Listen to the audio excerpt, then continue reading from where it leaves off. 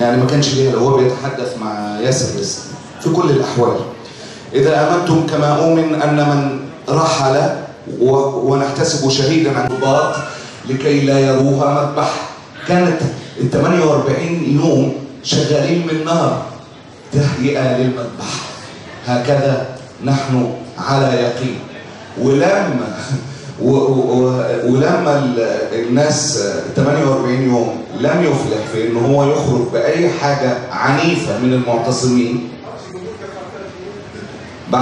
زي ما سامحهم. فلهم يا جماعه الموضوع بسيط. الموضوع طاخ جنه.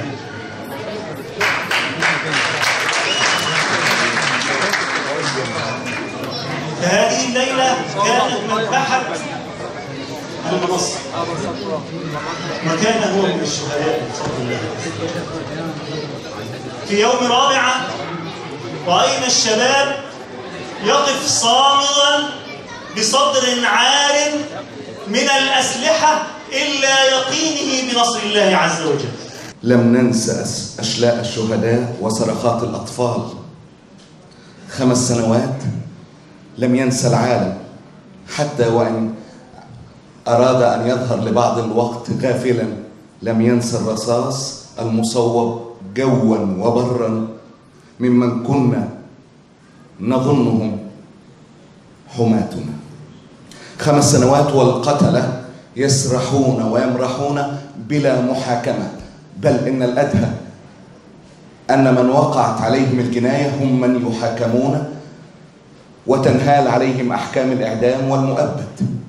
وهي حكمة ربانية قد لا ندركها الآن، ولكن بالتأكيد سندركها. فنحن لسنا مطالبين بأن ندرك حكمة الخالق في كل شيء، والتي قد تتبدى أحيانا وتخفى أحيانا أخرى.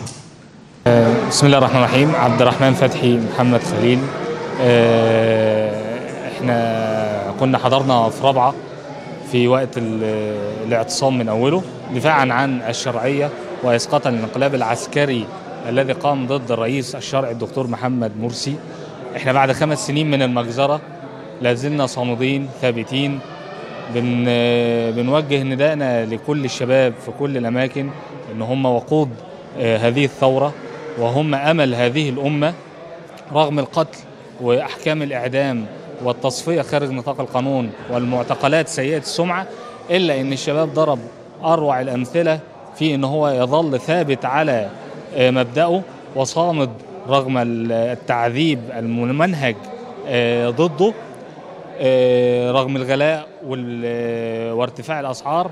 أهالي الشهداء وأهالي المعتقلين لا زالوا صامدين وثابتين، وده وإن دل فيدل على أن الشعب تبدأ يقظته من يقظة الشباب ومن وعي الشباب.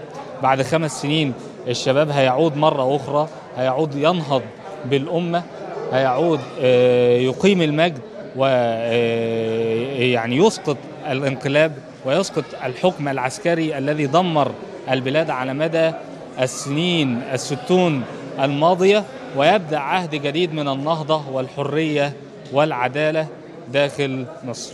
شكرا. Merhaba, benim adım Aliya. 16 yaşındayım. 2 yıldır ben Türkiye'deyim. Türkiye'ye 2 yıl önce geldim. Rabia'dayken 12 ya da 13 yaşındaydım. Her zaman orada kalırdım yani ailemle. Ben o zaman orada değildim, yani televizyonda izledim. Meydana çıkmadınız? Çıktım ama bizi vururken ben orada değildim. Yani evdeydim o zaman. Annem beni eve gönderdi. O yüzden orada kalmadım ama izledim. Babam ve 2 tane abim vardı. Orada kalmışlardı. Onlar bana diyorlardı ki oradayken camide oturuyorlardı, saklanıyorlardı, çıkamıyorlardı. Hatta giremiyorlardı. Sabah başlarken giremiyorlardı. Benim bir abim şehit oldu ama o zaman değildi. 6 Ekim'de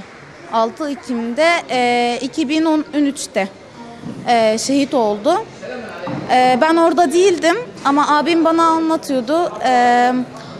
Abim ilk sıradaydı. İlk o vuruldu yani.